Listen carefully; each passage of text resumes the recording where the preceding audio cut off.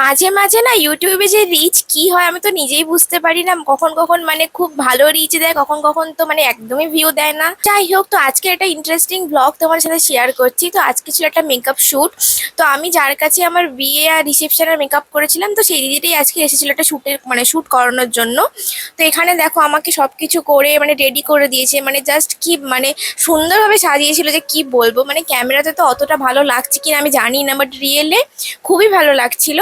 মানে আমার জন্য বলছে, উনি সাজিয়েছিলেনই খুব ভালো। তারপর এখানে আমরা টোটোয় করে চলে যাচ্ছিলাম একটা লোকেশনে, মানে এই সানফ্লাওয়ার গার্ডেনটার জন্য। এখানের বিটিএসটা তোমার সাথে শেয়ার করছি। দেখো আর যা গরম পড়েছিল, আমার তো কন্টিনিউয়াসলি মেকআপ গলে যাচ্ছে, হেয়ার খারাপ হয়ে যাচ্ছে।